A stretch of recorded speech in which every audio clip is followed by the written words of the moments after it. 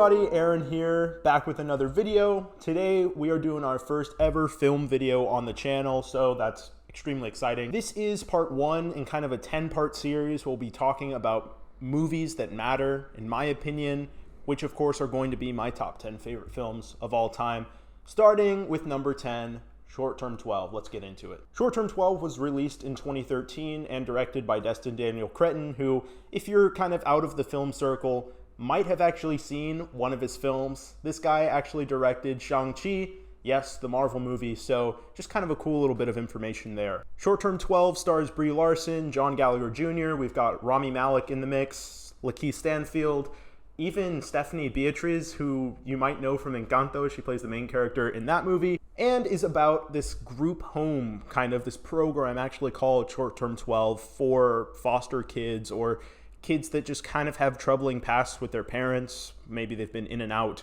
of different homes, that kind of a deal. And so the first thing I actually do want to talk about in this film is the writing itself. I feel like this is a phenomenal, first off, this is a directorial debut, if you were unaware, that is actually extremely mature in kind of how it deals with certain subjects. Here we kind of have conversation about abuse and kind of what part the system plays in kind of allowing the abuse to permeate, kind of the signs that we need as proof that kids are being abused in certain situations. And I felt that that was kind of really impactful, kind of conversation about how the system actually views these kinds of issues and kind of just how casual it is.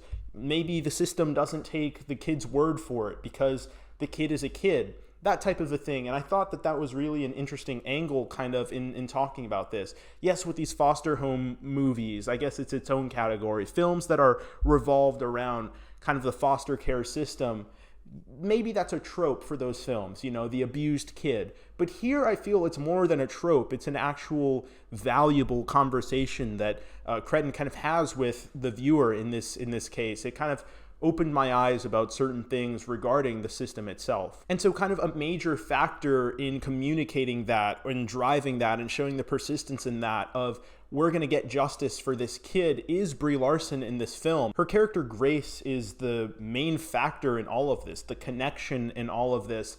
And that was something that I really appreciated. Grace on the outside is kind of this super cheery, reasonable negotiator with the kids. She tries to connect with them. She knows that they're kids.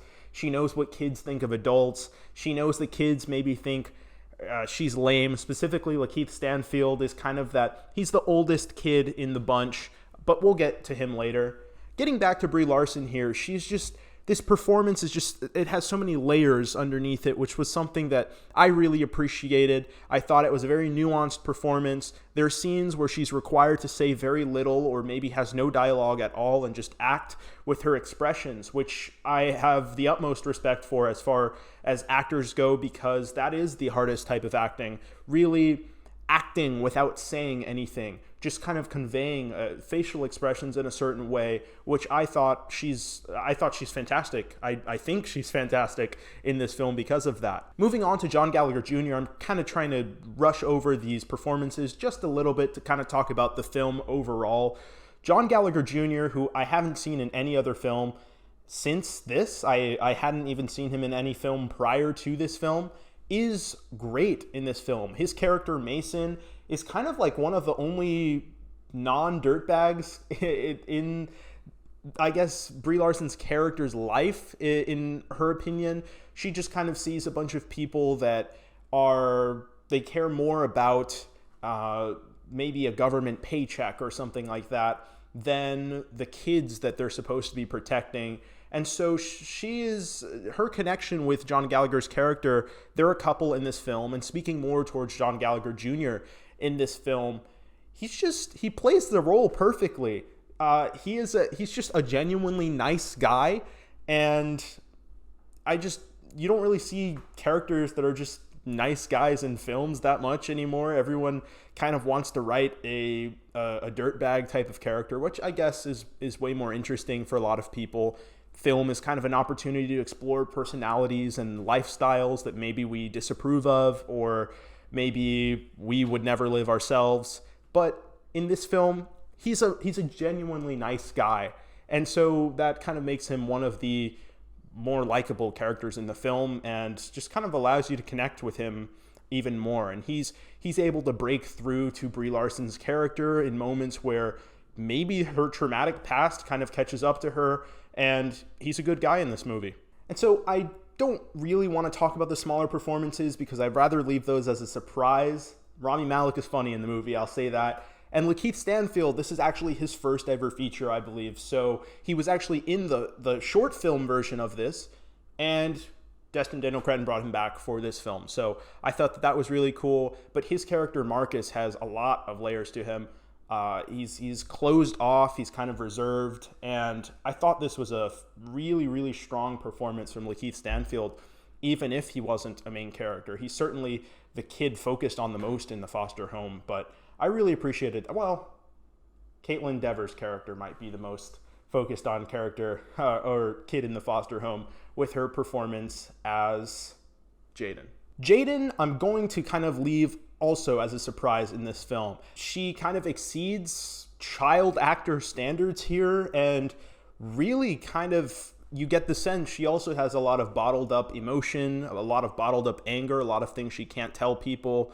And I thought the way that her character was written was actually in a really great way. Yes, she's that angsty teen type of character, but underneath there's really certain things that Destin communicates with very little things, like a children's story, kind of like a nursery book or something like that is used in this film. I don't want to spoil it, but it is kind of used as a device to express this anger and explosive kind of layer underneath her character, which I thought was a really smart way of doing that. And so moving past the performances themselves, there, as I mentioned, are very smart thematic elements in this film. There's even an element to this film specifically, I won't spoil it, that is kind of this socio-political debate that's kind of used as a decision in the film, which, whether you agree with it or not, is a powerful device in the film itself. But I don't want to say that to deter you guys from watching this film. I know the second someone hears a film is political, that might be a turnoff for them,